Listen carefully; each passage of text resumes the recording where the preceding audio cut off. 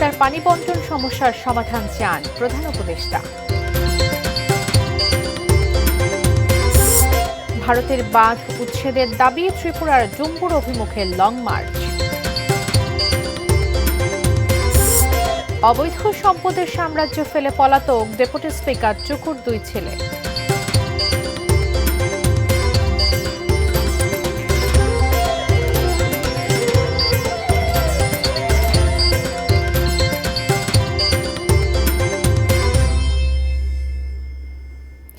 সারা দেশের সবশেষ খবর নিয়ে এটা নিউজের নিয়মিত আয়োজন দেশের খবরে সবাইকে স্বাগত জানাচ্ছি। আমি বাবলি ইয়াসমিন। এতক্ষণ শুনছিলেন সংবাদ শিরোনাম, জানাবো বিস্তারিত। তিস্তা নদীর পানি বন্টন চুক্তির বিষয়ে মতপার্থক্য দূর করার উপায় নিয়ে ভারতের সঙ্গে আলোচনা করবে অন্তর্বর্তী সরকার। ভারতের বার্তা সংস্থা পিটিআইকে দেওয়া সাক্ষাৎকারে কথা বলেছেন অন্তর্বর্তী সরকারের প্রধান উপদেষ্টা ডক্টর মোহাম্মদ ইউনূস। তার মতে বিষয়টি দীর্ঘদিন ধরে ঝুলে আছে, এতে কোনো দেশেরই লাভ হচ্ছে না। দুই দেশের মধ্যে পানি বন্টনের বিষয়টি অবশ্যই আন্তর্জাতিক আইন অনুযায়ী হতে হবে উল্লেখ করে ডক্টর ইউনূস বলেন, বাংলাদেশের মতো ভাটির দেশগুলোর অধিকার সমুন্নত রাখার সুনির্দিষ্ট অধিকার রয়েছে। তিস্তার পানি বন্টন চুক্তির বিষয়টি সমাধানে অন্তর্বর্তী সরকার ভারতকে শিগগিরই চাপ দেবে কিনা এমন এক প্রশ্নের জবাবে ডক্টর ইউনূস বলেন, নতুন সরকার বিষয়টি নিয়ে আলোচনা করবে, তবে একসঙ্গে বসে সমস্যার সমাধান করতে হবে। 2011 সালে ঢাকায় ভারতের তখনকার প্রধানমন্ত্রী মনমোহন সিং এর সময় তিস্তা চুক্তি স্বাক্ষর প্রায় চূড়ান্ত ছিল। তবে পশ্চিমবঙ্গের মুখ্যমন্ত্রী মমতা বন্দ্যোপাধ্যায় এই চুক্তিকে অনুমোদন দিতে অস্বীকৃতি জানানোর ফলে আর চুক্তিটি হয়নি। আন্তঃসীমান্ত নদীগুলোতে ভারতের অবৈধ ও একতরফা বাঁধ উচ্ছেদে অন্তর্বর্তীকালীন সরকারকে শিগগিরই উদ্যোগ নেওয়ার দাবি জানিয়েছে ইনকিলাব মঞ্চ। শাহবাগে ত্রিপুরার ডুম্বুর বাঁধ অভিমুখে লং মার্চ থেকে আরও 5টি দাবি জানানো হয়। আবুল কালাম আজাদের রিপোর্ট। পূর্ব ঘোষিত কর্মসূচি অনুযায়ী শুক্রবার সকালে শাহবাগে জাতীয় জাদুঘরের সামনে সমবেত হন ইনকিলাব মঞ্চের কর্মীরা। মঞ্চের আহ্বানে সাড়া দিয়ে সেখানে যোগ দেন ছাত্র জনতাও, যাদের উদ্দেশ্য ভারতের ত্রিপুরার ডুম্বুর বাঁধ অভিমুখে লং মার্চ যাত্রা। এ সময় লং মার্চে অংশগ্রহণকারীদের উদ্দেশ্যে বক্তব্য দেন ইনকিলাব মঞ্চের মুখপাত্র শরীফ উসমান হাদি। বলেন, 50 বছর ধরে ভারত আন্তঃসীমান্ত নদীতে একের পর এক অবৈধ ও একতরফা বাঁধ নির্মাণ করেছে, যা বাংলাদেশের সার্বভৌমত্বের জন্য সরাসরি হুমকি। গত 17 বছর ইনকিলাব মঞ্চ কেন এর প্রতিবাদ জানাতে পারেনি সেই ব্যাখ্যাও দেন তিনি। বছর আমরা আয়না ঘরে ছিলাম।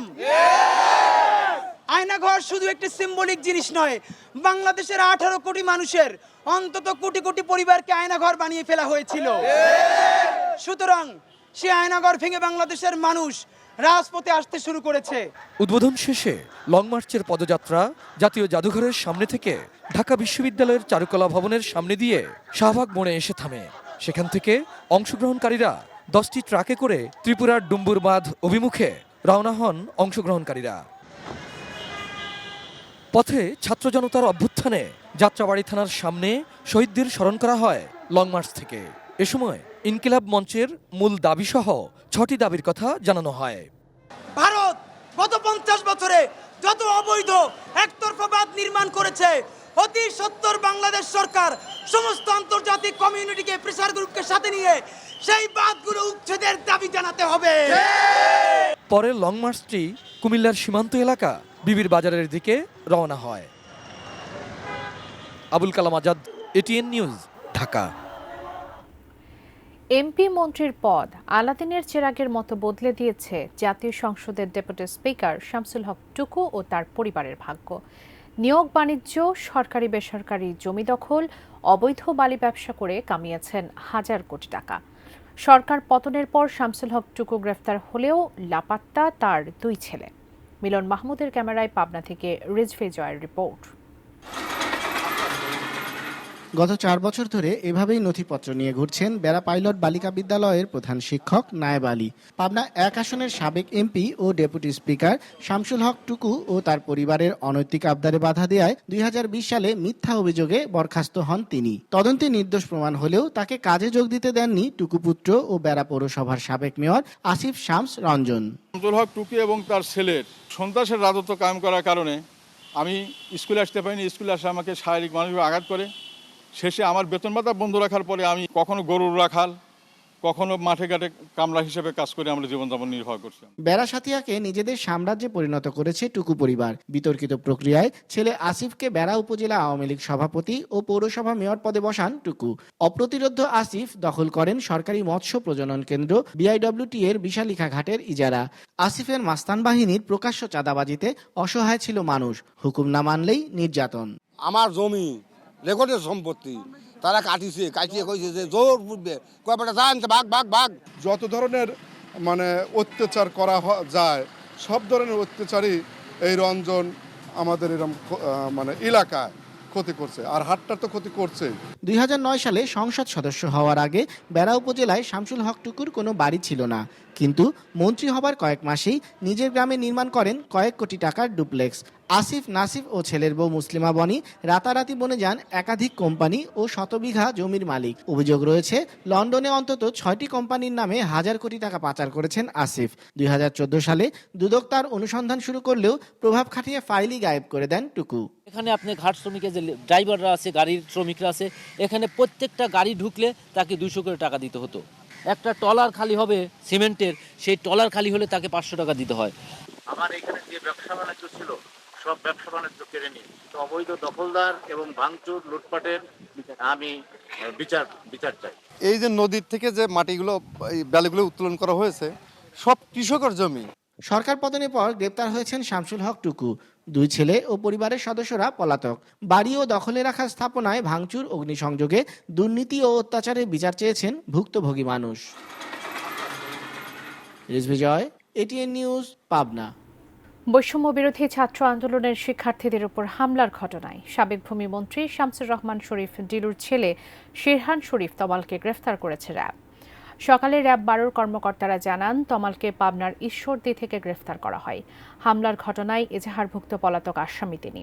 এ সময় তার কাছে থাকা একটি বিদেশি পিস্তল, একটি ম্যাগজিন, 4 রাউন্ড গুলি, 10 পিস ইয়াবা ও একটি প্রাইভেট কার উদ্ধার করা হয়।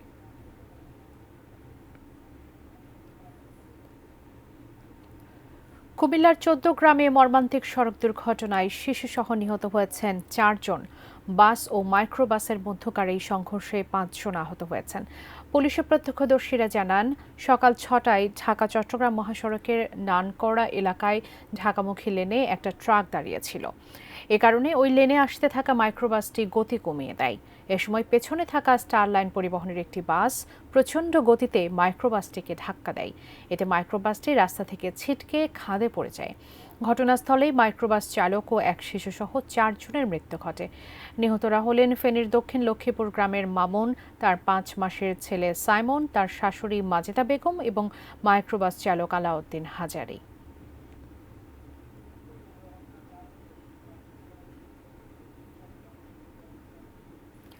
ঠাকুরগাঁওয়ে ঘুমন্ত অবস্থায় সাপের কামড়ে 2 স্কুল শিক্ষার্থীর মৃত্যু হয়েছে। বৃহস্পতিবার ভোররাতে সদর উপজেলার আলাদা 2 স্থানে এই দুর্ঘটনা ঘটে। পরিবারের সদস্যরা জানান, বেগুনবাড়ি ইউনিয়নের দানারহাট সৈয়দপুর গ্রামের জাকিরুল ইসলামের মেয়ে জান্নাত রাতে বাড়িতে ঘুমিয়েছিল। মধ্যরাতে তাকে সাপে কামড়ালে হাসপাতালে নেয়ার পথেই তার মৃত্যু হয়।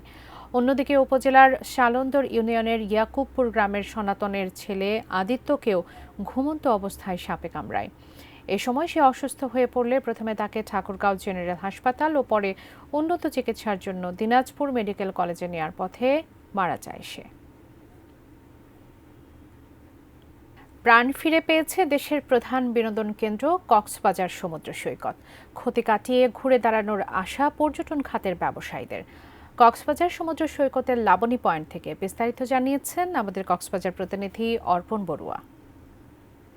আবারও প্রাণ ফিরতে শুরু করেছে বিশ্বের দীর্ঘতম সমুদ্র সৈকতের শহর কক্সবাজার। এই মুহূর্তে আমি রয়েছি কক্সবাজার সমুদ্র সৈকতের লাবণী পয়েন্টে। এখানে এই পয়েন্টে আমরা পর্যটকদের আনাগোনা দেখতে পাচ্ছি। পাশাপাশি লাবণী পয়েন্ট ছাড়াও কলাতুলি পয়েন্ট, সিন point, Seagull point, Sugandha point, সবকটি পয়েন্টে কিন্তু পর্যটকদের পদচারণা আস্তে আস্তে বাড়ছে। বলা যায় আজকে যেহেতু সাপ্তাহিক ছুটির দিন শুক্রবার, সেই কারণে আজকে পর্যটকের পদচারণা বেলা বাড়ার সাথে সাথে আরো বেশি বাড়বে এবং সন্ধ্যার পরে কক্সবাজার সমুদ্র সৈকতের বিভিন্ন পয়েন্ট আসলে পর্যটকদের পদচারণায় আরো বেশি মুখরিত হয়ে উঠবে। তেমনটি আসলে এখানে যারা ক্ষুদ্র এবং মাঝারি ধরনের বা বড় ব্যবসায়ী আছেন তাদের মতো করে কক্সবাজারের পর্যটন ব্যবসায়ীরা জানিয়েছেন যে 450 শতাধিক হোটেল মোটেল রিসোর্ট রয়েছে, সেখানে আজকের দিনে 20% রুম বুকিং হয়েছে। অর্থাৎ বলা যায় যে 5 আগস্টের আগে পরে কক্সবাজার সমুদ্র সৈকতে যে পর্যটক শূন্য অবস্থা ছিল সেই অবস্থা কাটিয়ে এখন ধীরে ধীরে কক্সবাজার সমুদ্র সৈকতে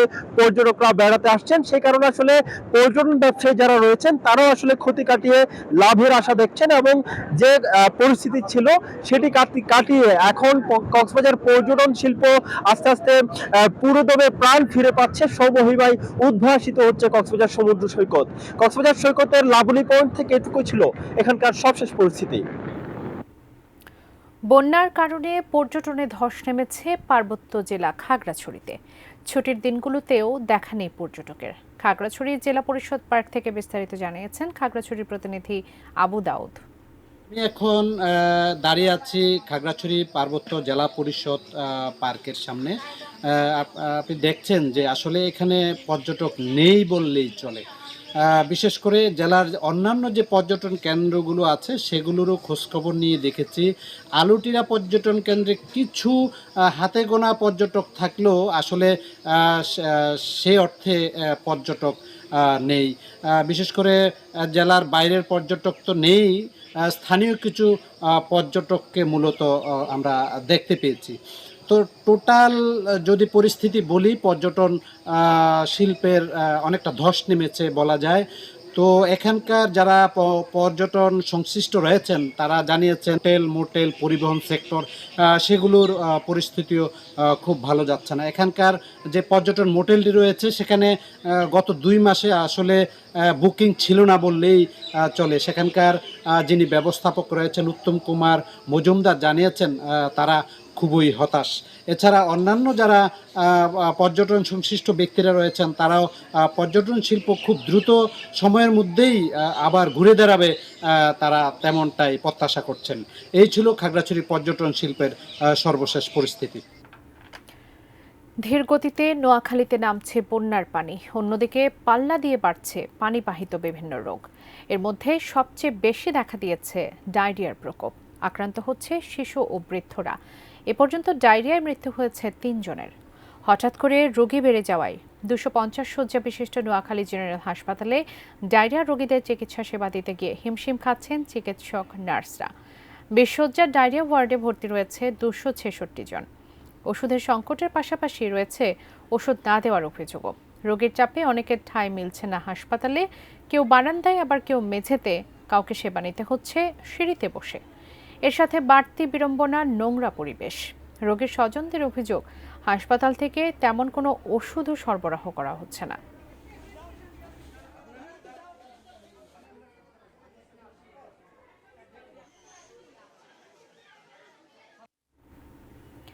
এই ছিল দেশের খবর। এতক্ষণ সঙ্গে থাকার জন্য ধন্যবাদ সবাইকে।